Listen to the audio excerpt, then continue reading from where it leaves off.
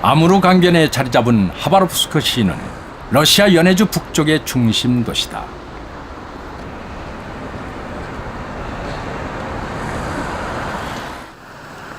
하바롭스크 시는 1800년대 중반 이후 러시아 극동 진출의 거점이었다.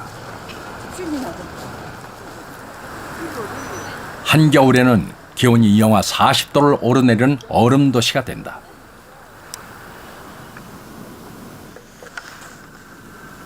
이곳 박물관에는 극동의 역사와 풍속을 알 수 있는 자료가 많은데 한국 근현대사와 관련된 귀한 자료도 발굴되곤 한다. 수장고 깊숙이 보관되어 온 대형 깃발도 그 중에 하나다.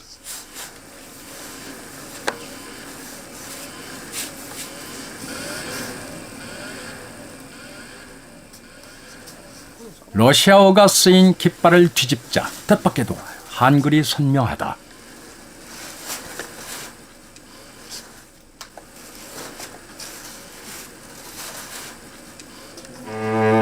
세계 빈민 단합, 고려의회 정부 만세.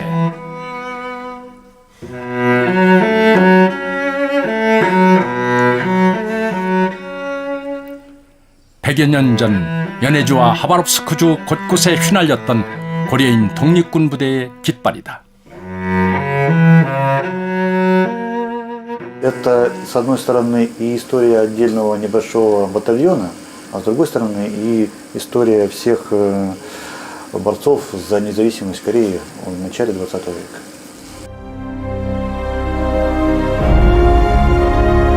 우리에겐 낯선 고려인 항일 독립군 부대. 그들은 연해주의 눈밭을 붉은 피로 물들이며 조국 독립전쟁에 나섰다.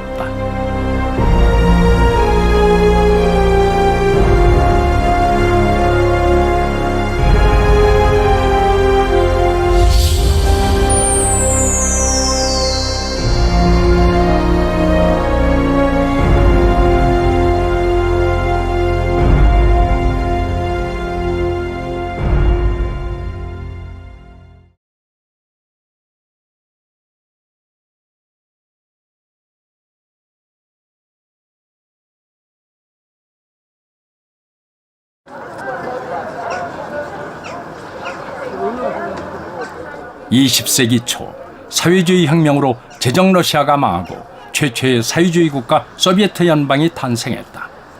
그리고 20세기 말 소련은 해체됐고 러시아는 자본주의로 바뀌었다.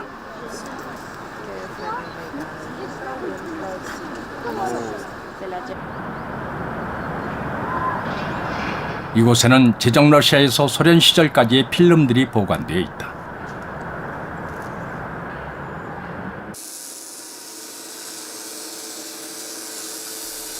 (20세기) 격동의 역사를 증언하는 희귀 필름들의 보고다.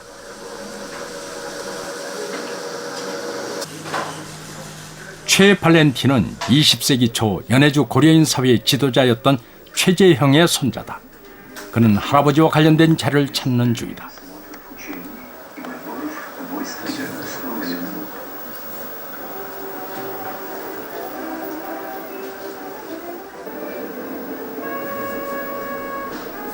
러시아 마지막 왕조인 로마노프 왕조는 1913년 왕조 탄생 300주년을 맞아 상트페테르부르크에서 대규모 기념 행사를 열었다.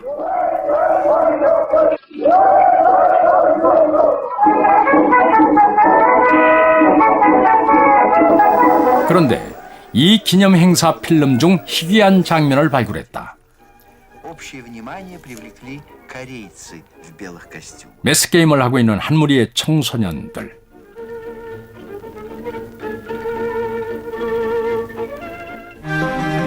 흰색 한복 바지와 저고리, 전형적인 우리 옷차림이다.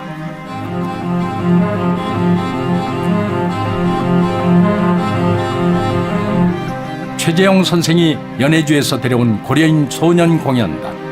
처음 공개되는 희귀한 영상이다.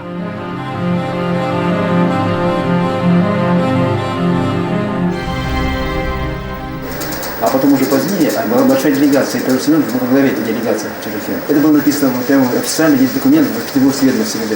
И что они большое впечатление произвели. Я вот сейчас смотрю, и все, мне, конечно, сердце разрывается, что где-то здесь, среди людей, нет. 독립투쟁을 이끌며 연해주 고려인들의 구심이었던 독립투사 최재형. 그는 이 공연을 통해 10만 연해주 고려인의 역량을 러시아 황제에게 보여주려 했다.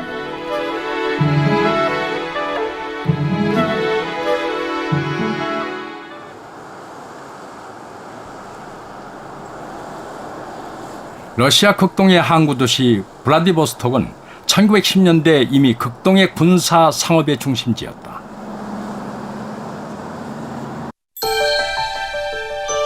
(1912년) 러시아 연해주의 한인 숫자는 이미 10만이 넘었다. 이주 초기에 연해주 남쪽의 농촌에 살던 고려인들은 2, 3세가 태어나면서 점차 블라디보스톡과 우스리스크 등의 도시로 진출했다.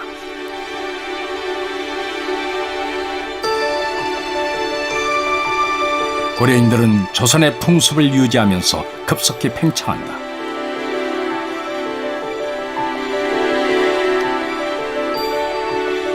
러시아 연해주로 이주를 시작한 고려인들은 50년 만에 이곳의 중심 세력이 됐다.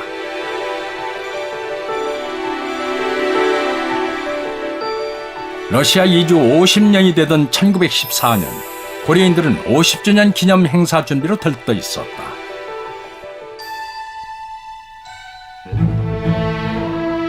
그런데 그해 1차 세계대전이 벌어졌다.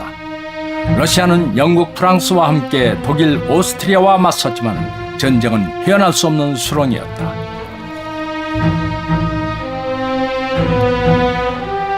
당시 러시아는 오랜 기간 쌓이고 쌓인 계급 갈등이 폭발 직전이었다. 황제의 무능과 지주의 착취로 농민들은 굶주림과 질병에 시달렸다.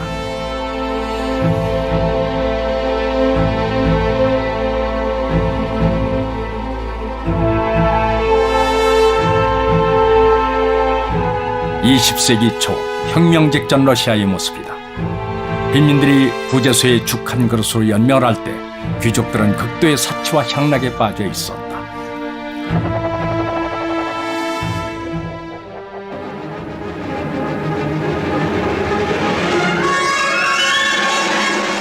(1917년 10월) 마침내 레닌과 볼셰비키당의 지도하에 혁명이 일어나고 노동자와 농민, 병사들이 권력을 장악했다.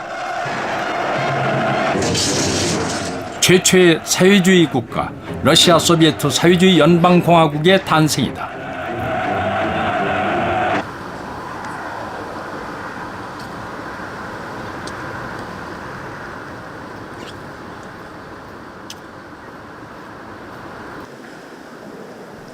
상트페테르부르크 러시아 박물관에는 고대 러시아 미술품부터 근대 회화 및 소비에트 시대의 미술품이 30만 점이나 있다.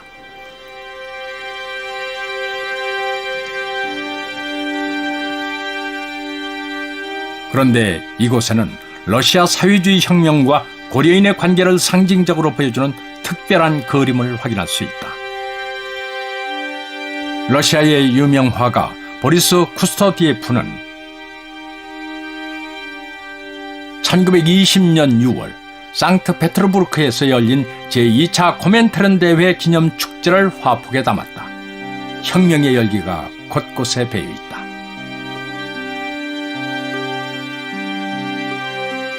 열띤 토론, 들뜬 젊은이들, 각양각색의 깃발. 그런데 깃발들 사이에 뜻밖의 태극기가 선명하다.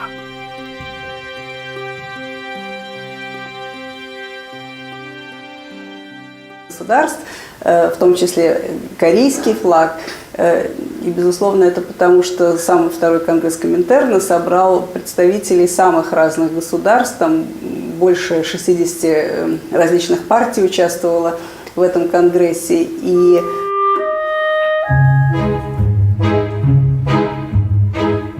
유럽을 향해 열린 러시아의 창, 상트페테르부르크는 제정 러시아의 수도였기에 모든 주요 행사가 이곳에서 열렸다.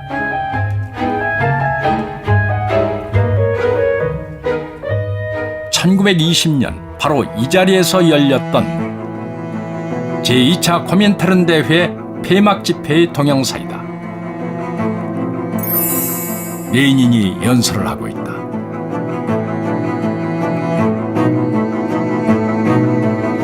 그런데 수많은 인파 속에 태극기가 보인다. 연해주에서 온 고려인 대표단이다.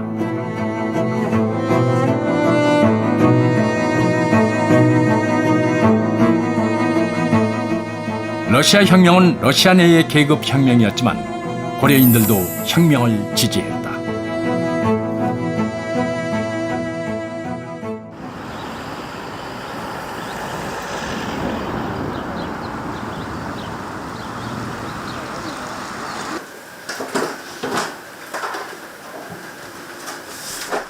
고려인들이 러시아 사회주의 혁명에 얼마나 관심이 컸는가를 잘 보여주는 소중한 자료가 있다.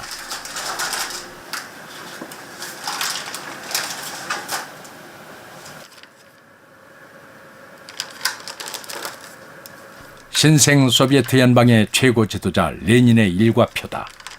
그런데 1921년 11월 28일의 일과표에 낯익은 이름이 있다.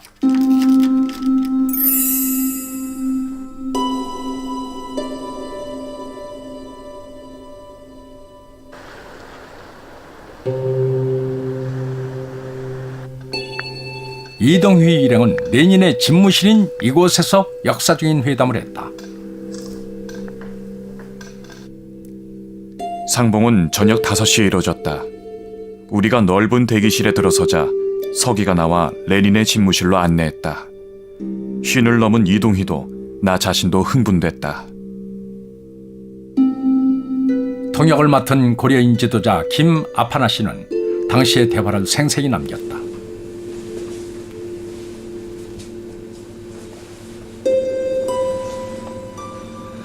Помимо вас, из наших корейских друзей, сколько человек еще владеет русским языком? Примерно несколько тысяч. Тогда напишите мне на русском языке о вашей борьбе за независимость, и тогда мы сделаем перевод на другие европейские языки для того, чтобы о вашей борьбе, о вашем подвиге обязательно должен узнать весь мир. Да, мы постараемся. 레닌과 고려인 대표단의 만남은 형식적인 만남이 아니라 한반도에서 일본 제국주의를 몰아낼 전략을 논의하는 자리였다. Я очень рад встрече с нашими корейскими коммунистами, но я совершенно не в курсе обстановки в Приморье.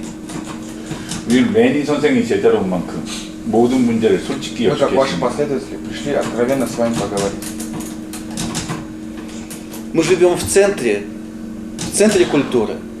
А вам должно быть очень трудно, ведь после того, как вас выгнали японские жандармы, вы живете в Танге. 면담은 예정 시간을 넘기면서 계속됐다. Ничего страшного. До следующей встречи у нас есть минут 25. Помимо вас, Вы должны как бы помочь нашим... 약소민족 해방이 세계 사회주의 혁명의 지름길이라고 생각한 레닌은 조선의 독립에 관심이 많았다. 고려인들 또한 소련의 정책이 항일 투쟁에 유리했기 때문에 러시아 혁명을 지지했다. помочь в борьбе с японскими.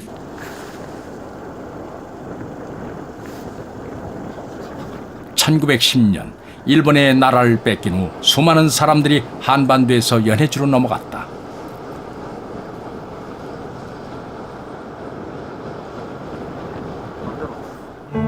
그러나 러시아 국적 취득은 점차 어려워졌고 농지도 부족했다. 러시아인들의 민족 차별 속에 고려인들은 철도 공사판 등에서 막노동으로 근근히 살았다.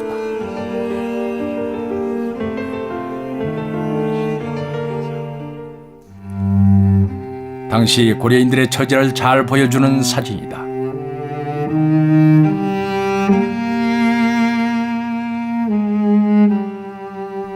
골프를 치는 러시아 상류층과 어린 고려인 캐디들의 서글픈 모습이 대조적이다.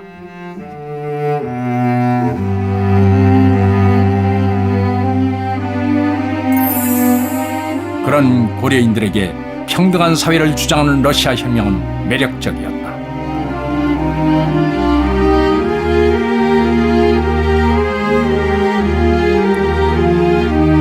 고려인 박진수는 레닌과 함께 코멘트른 집행위원으로 일했고, 여성혁명가 알렉산드라 김은 러시아 반혁명군에게 총살당하는 순간까지도 조선 독립을 외쳤다. 러시아 혁명정부, 즉 그 볼셰비키 정부가 민족 문제에 상당히 우호적이었습니다. 그러니까 러시아 제국에서는 혁명 이전에는 그 러시아 제국이 민족의 감옥이라는 표현을 들 정도로 소수민족이나 타민족에게 그 적대적인 정책을 폈었는데, 혁명 정부는 그렇게 그 고통받는 민족에게 자유를 주겠다, 그다음에 더 자율성을 주겠다, 이런 약속을 했고, 이런 약속이 러시아에 당시 살고 있던 한국인들에게 아주 크게 호소력 있게 다가갔기 때문에 혁명을 지지했다고 생각을 합니다. 그러나 고려인들은 계급혁명과 민족차별 때문만으로 혁명을 지지한 것은 아니었다.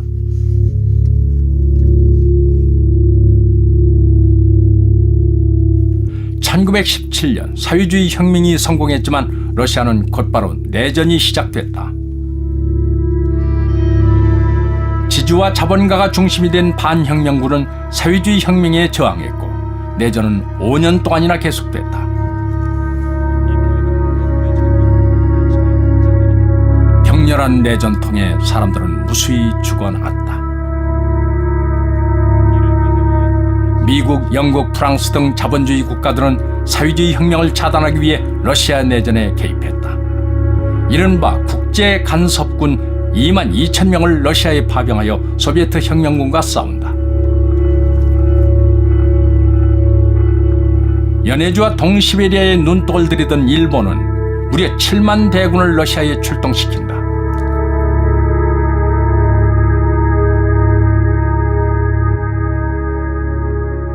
일본군의 연해주 진출은 고려인들이 러시아 혁명을 지지하는 결정적인 계기가 됐다.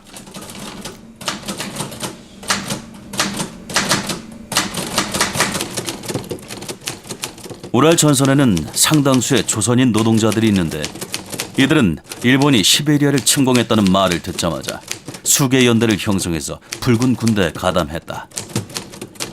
이들 노동자들은 일본 지배 계급에 대한 반감이 매우 높다.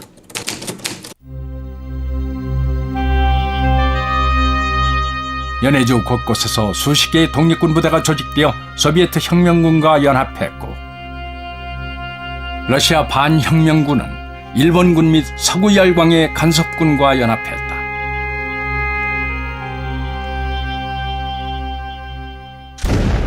양 진영 간의 전쟁은 치열했다.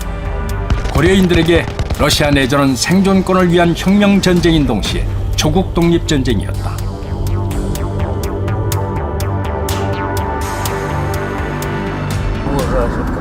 Он рассчитывал, что тот заднюю стену пробьет, и они уже сопротивляются. 우즈베키스탄 침켄트시에도 많은 고려인들이 살고 있다. 독립투사 최기립 선생의 손자인 최 블라디미르 씨. 그가 보고 있는 영화는 할아버지와 관련이 있다. 이 영화는 1920년 1월 중국 간도에서 실제 있었던 15만 원 탈취 사건에서 모티브를 얻어 만든 영화다.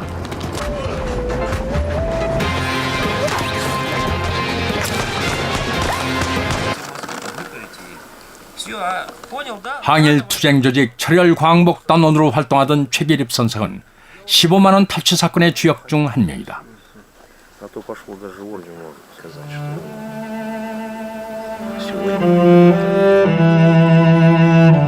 최근 발굴된 이 사진은 15만 원 사건 직전 최기립 선생이 동진 임국정과 함께 찍은 것인데, 사진 뒤에는 선생의 거사 계획과 심정이 남아있다.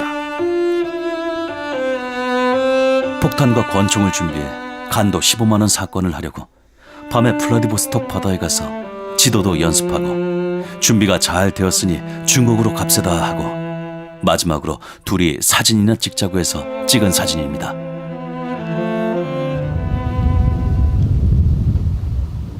15만 원 사건은 체코 군단의 무기를 구입하기 위해 철혈 광복단원들이 벌인 거사였다.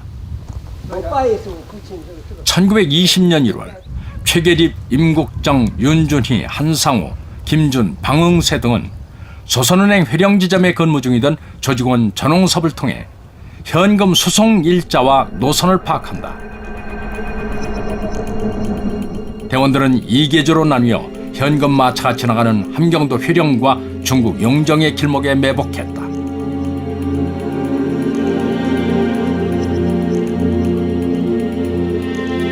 이들은 일제히 은행돈을 탈취한 후 블라디보스톡으로 가서 체코군의 무기를 구입할 계획이었다.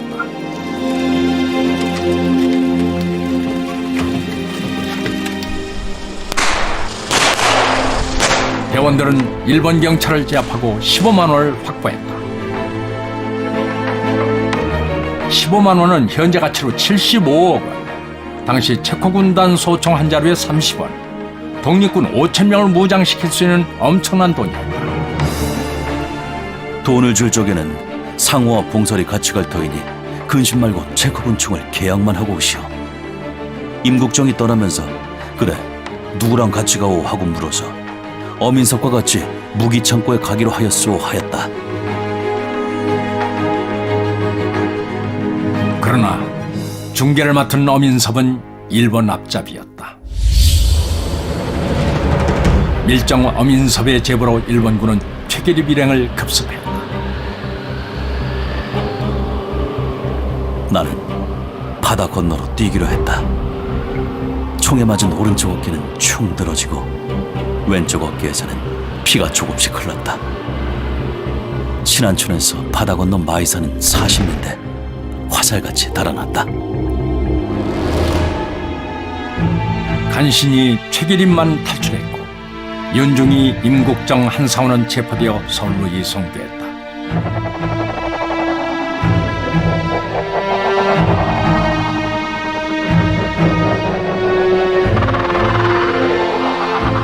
(1921년 8월) 임국정, 윤준이, 한상우 선생은 서대문 형무소에서 사형당하고 만다. 정보를 제공했던 전홍섭 선생은 15년형을 선고받고 복역 중 병보석으로 나온 후 연해주로 탈출했다.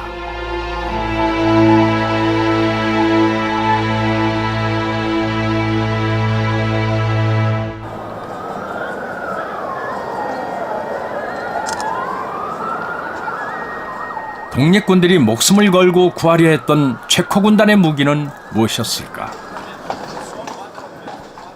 당시 체코는 300여 년간 오스트리아와 헝가리 연합제국의 식민 지배를 받고 있었다.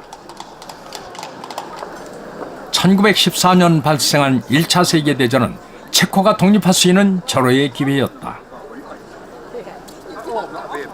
1918년 체코는 마침내 독립에 성공한다. 그런데 체코 독립의 이면에는 체코 군단의 험난한 투쟁이 있었다.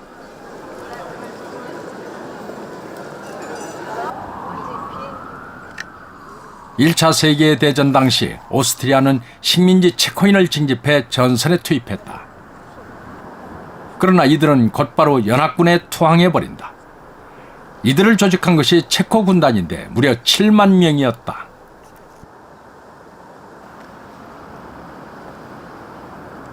Československé legie jsou spolu s politickými akcemi Tomáše Garrigua Masaryka a dalších členů Československé národní rady v Paříži tím druhým základním pilířem, na kterém stojí československá státnost a vlastně současná i státnost České republiky. Jejich vliv na vznik Československa v roce 1918 byl naprosto zásadní. 체코 군단 출신들은 1938년 히틀러가 체코를 합병한 후 대대적인 탄압을 받았고 2차 대전 후 체코가 공산화되면서 다시 이들은 반공산주의 세력으로 몰려 체코 역사에서 완전히 지워졌다.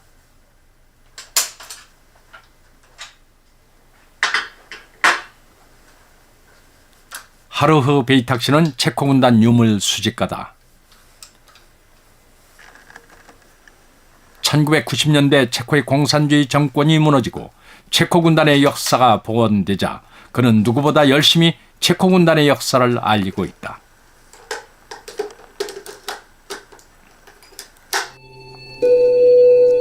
체코 군단 장교였던 정조 할아버지의 영향이 컸다.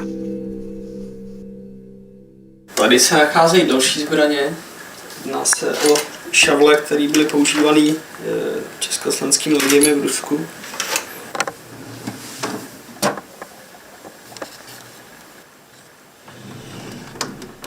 집안 곳곳은 체코 군단의 유물들로 가득하다.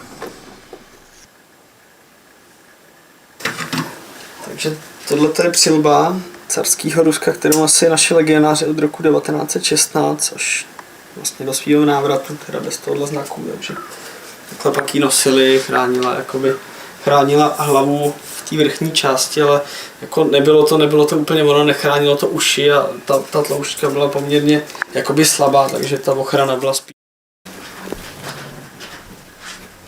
그런데 그가 수집한 유물 중에 우리 독립운동사와 관련된 것이 있다.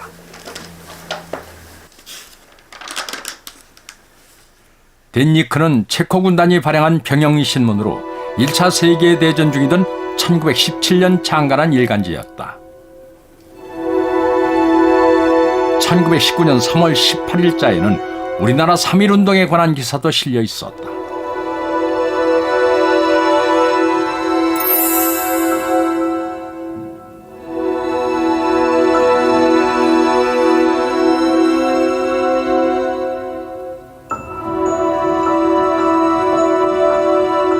그런데 1920년 3월 7일자 기사가 눈길을 끈다.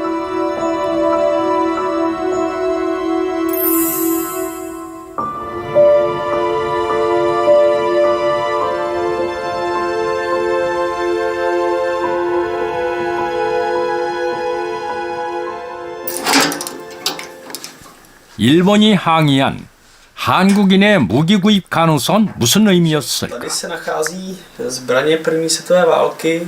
V podstatě jedná se o zbraně československých legií v Rusku, v Itálii, ve Francii. Jsou tady vidět pušky francouzské výroby Berthier, jsou tady vidět pušky japonské výroby Arisaka, Mannlicher Carcano a další zbraně, takže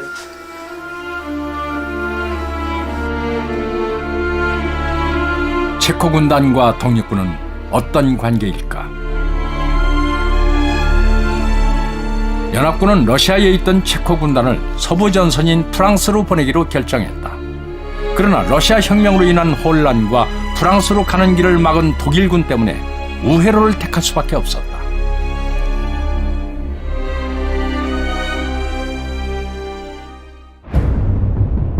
체코군은 시베리아를 횡단해 블라디보스톡으로 이동한다. 거기서 배를 타고 인도양을 건너거나 태평양과 미국을 횡단한 후 다시 대서양을 건너갔다. 지구를 한 바퀴 도는 길이었다.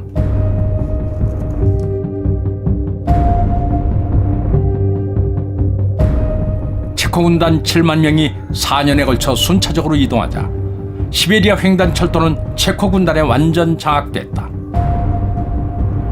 체코군단의 군세는 아무도 건드릴 수 없었다.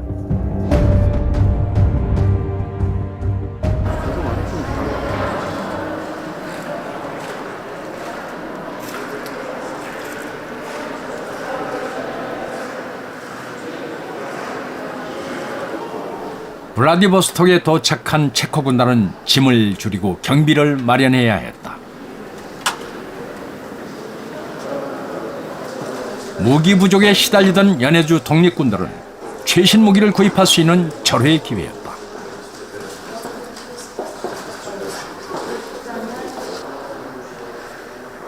체코 군단이 배를 기다리던 블라디보스톡에는 무기를 구입하기 위해 곳곳에서 독립군들이 모여들었다.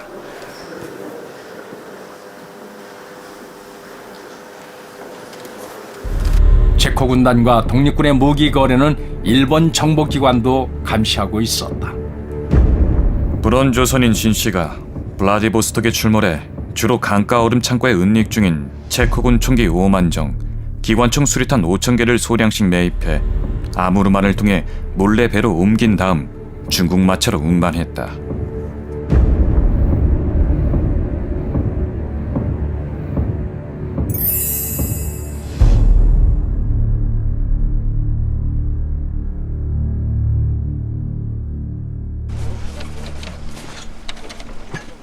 고려의용군 소속 3개 중대도 체코 군대로부터 소총 500정을 구입했다. 혈성단 부대도 마찬가지였다. 유격대원 부모들은 체코인들과 접촉해 장총 500자루, 탄알 3만 발, 중기관총 2문, 수류탄 2,000개, 권총 100자루를 거래하겠다는 약속을 받았다.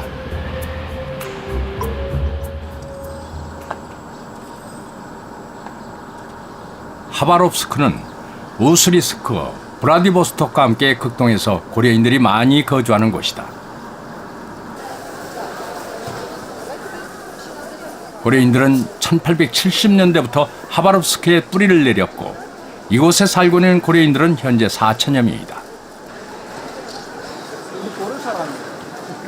하바롭스크 중앙시장의 김치 가게들. 150년이 지나도 고려인이 살고 있는 곳은 어느 곳이나 짐치라고 부르는 김치 가게들이 번성한다.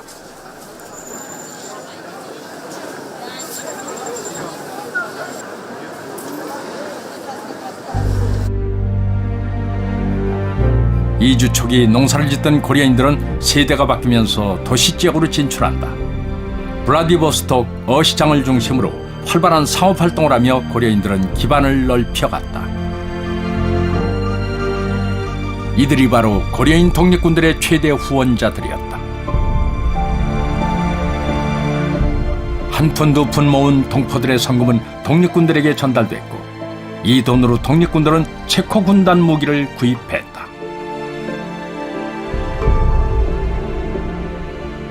(50여) 년의 역사를 가지고 한 14만 명 정도의 인구가 한인들이 거주하던 연해주에서 그만큼 그 연해주 사회에서 큰 위치를 차지하고 커다란 역할을 하고 있었던 한인들이기 때문에 십시일반 상금을 내고 그리고 이런저런 방식으로 모금을 하고 그러한 자금들이 바로 독립운동을 하는데 투여되고 그것이 가장 직접적으로는 체코 군단이 로부터 나온 무기들을 구입을 해서 그 이후 독립전쟁에 사용될 수 있게끔 한 기반이 되었다고 보여집니다.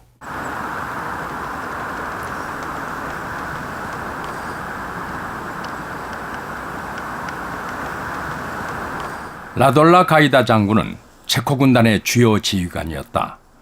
그는 귀국 후 외국에서 가져온 소장품들로 전시회를 열었다.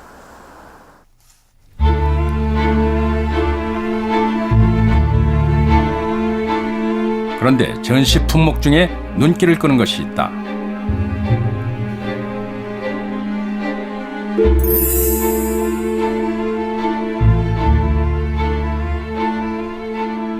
가이다는 블라디보스톡에서 귀국할 때 상해의 임시정부를 방문했다.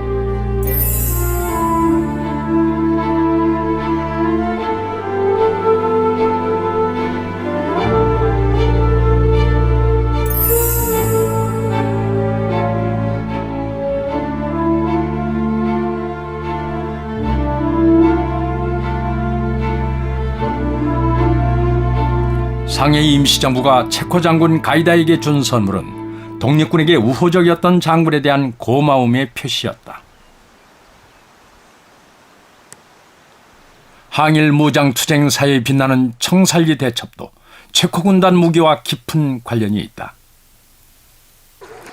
청살기 대첩의 지휘관이었던 이범석 장군은 대단히 중요한 증언을 남겼다. 체코군들은 블라디보스톡의 무기고에 보관하고 있던 무기를 우리 북로 군정소에 팔았다. 이 매매는 깊은 밤 빽빽한 살림 속에서 이루어졌다. 복수와 서력에 쓰일 이 무기는 한 무더기씩 우리 손으로 운반되었다. 김좌진 장군의 북로 군정소도 체코 군단 무기를 구입한 것이다.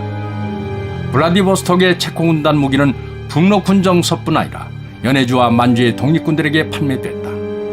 일본군의 신식 무기에 고전하던 독립군에게 체코 군단의 무기는 구세주였다.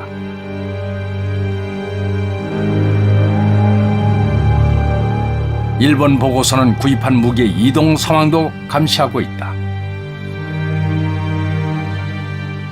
조선인이 러시아에 있는 국민의회의 손을 빌려 체코군 및 미국군과 구매 계약을 체결했다.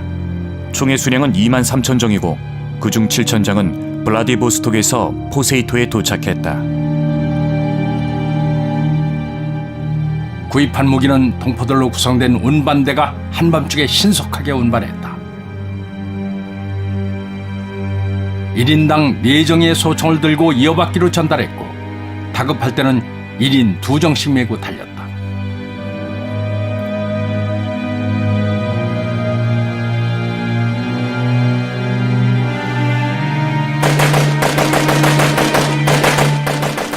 (1920년 10월 21일) 홍범도 김자진 장군의 독립군 연합부대는 봉오동과 청살 일대에서 대승을 거둔다.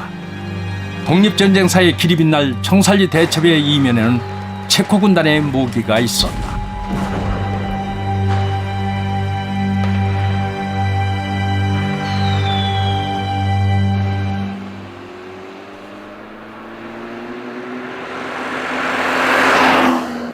우즈베키스탄의 타슈켄트는 중앙아시아의 대표적인 고려인 거주 지역이다.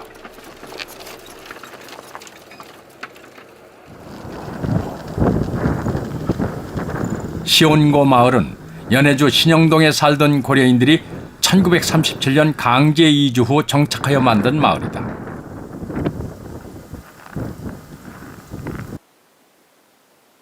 고려인들은 시온고 마을을 우즈베키스탄의 대표적인 집단 농장으로 만들었고 한때 10,000명이 넘는 고려인들이 살았다.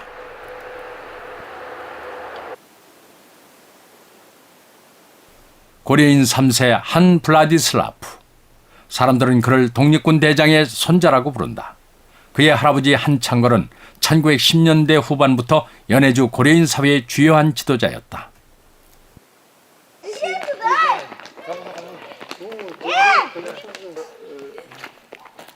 지금도 한창걸에 대한 마을 사람들의 존경심은 깍듯하다.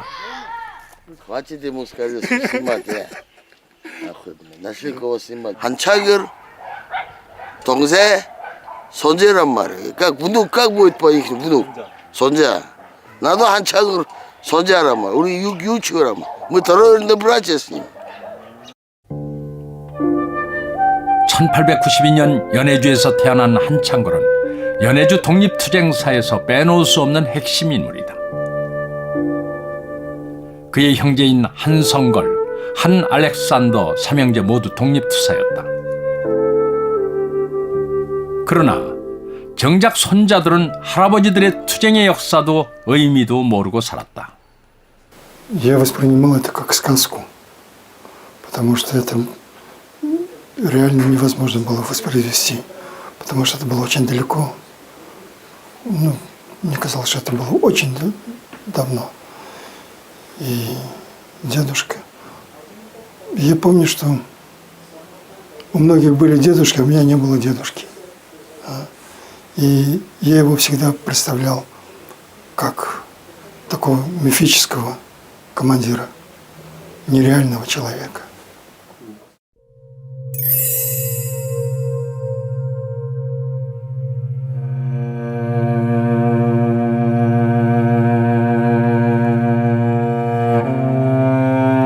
(1차 세계대전에 러시아군으로 참전했던 한창걸은 러시아 혁명이 일어나자 연해주로 돌아와 농민 소비에트를 만들었다. 일본군이 연해주를 침략하자 한창걸은 독립군을 조직했다.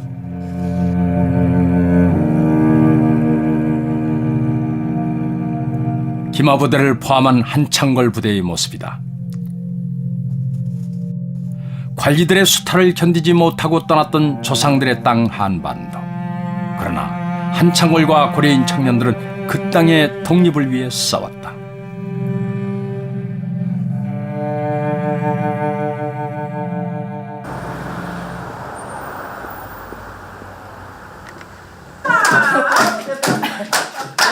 Меня миллион квадрат, от краю и вета, одного люблю зимой, а другого летом.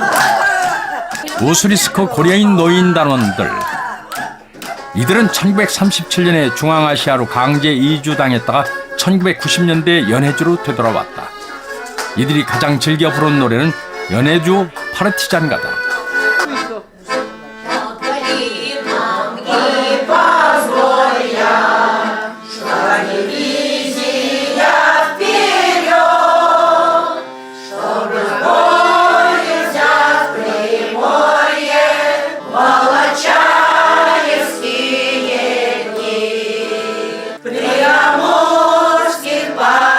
이 노래는 소비에트 시절 소련군이 가장 애창하던 군가였다. 그러나 원래 이 노래는 1920년대 고려인 독립군이 부르던 투쟁가였다.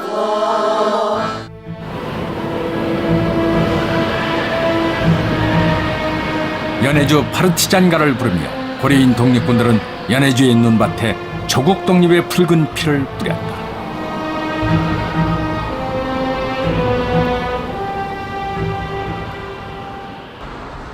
(1921년) 말 일본군은 러시아 반혁명군과 함께 하바롭스크로 북진 중이었다.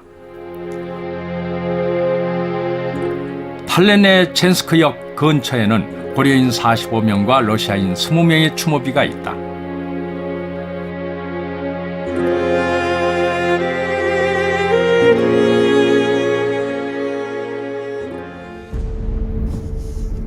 일본군과 러시아 반혁명군의 공세에 밀리던 고려인 독립군인 대한의용군 2중대가 탈레네첸스크역에서 러시아 반혁명군 1,500명에게 포위당하고 만다.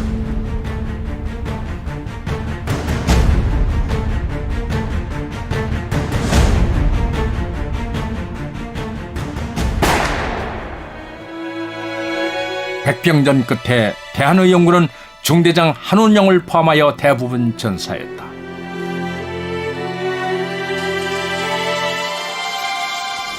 연해주 곳곳에서 고려인 부대는 일본군과 러시아 반혁명군과 싸웠다.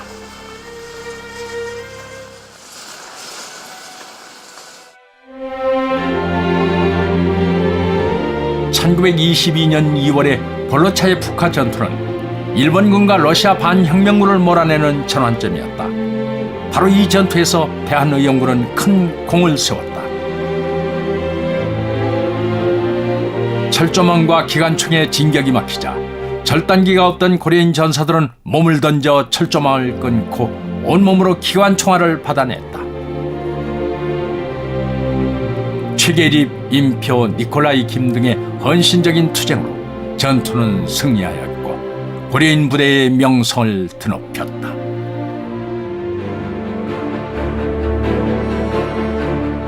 연해주 고려인 독립군은 1919년 17개 부대에서 1921년에는 36개 부대로 늘었고 그 수는 4~5천 명에 이르렀다. 1922년 10월 일본군이 연해주에서 철수할 때까지 최선두에서 일본군을 격파한 것은 바로 고려인 독립군이었다.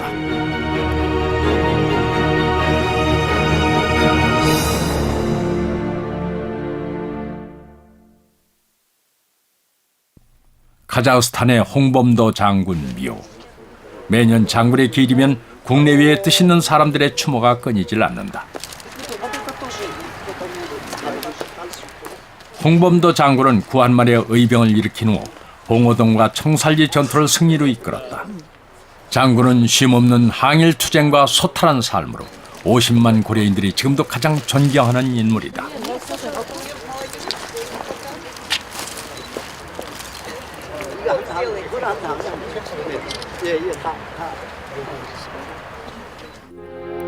(1937년) 홍범도 장군도 중앙아시아로 이주당했다. 80년 역사를 자랑하는 고려극장은 홍범도 장군 순국 70주년을 맞이해 연극 홍범도를 공연했다. 산정가 민족을 팔아먹냐? 강제 이주 후 고려극장 창고지기로 쓸쓸한 노년을 보내던 홍범도 장군은 2차 세계대전이 일어나자 70의 나이에도 일본의 동맹국인 독일 역시 조선의 적이라며 전선으로 보내달라고 소련 정부에 간청을 했다. 정미소 고려인들의 도움으로 노년을 보내던 홍범도 장군은 1943년 75세로 세상을 떠났다.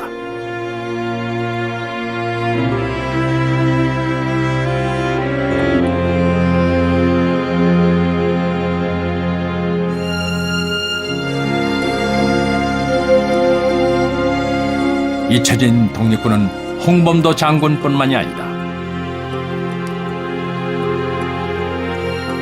가난과 수탈을 견디다 못해 떠났던 조상들의 나라. 그 조국의 독립을 위해 목숨을 던진 연해주 고려인 독립군들. 그러나 이들의 고귀한 항일 무장 투쟁의 역사는 정작 해방된 조국에서 완전히 지워져 버렸다.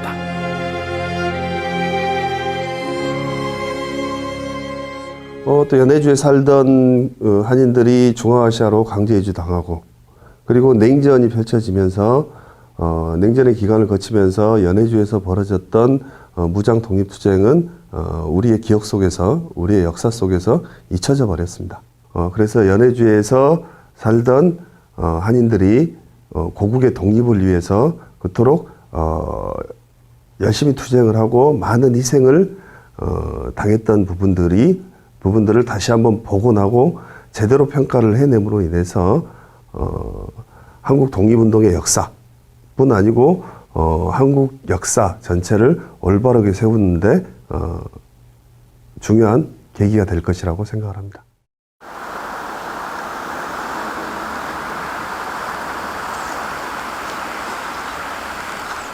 이곳에는 1930년대 스탈린의 공포정치 시대에 학살된 사람들을 기리는 위령탑이 있다.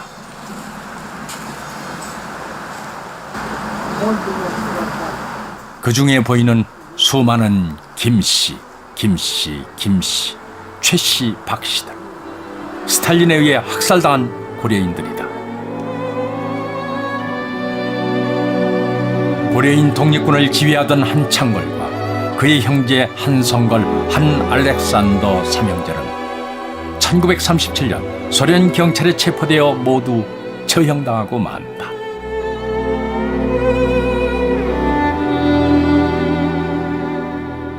통한의 역사다. Трудно говорить. Через столько времени вспоминать все то, что они пережили. Мы сейчас не можем пережить даже какой-то тысячной доли того, что они пережили. Нам только нужно хранить память о них. 고려인 독립군 한창걸 삼형제의 체포와 처형, 연해주 고려인 사회에 몰아칠 대비극의 전주였다.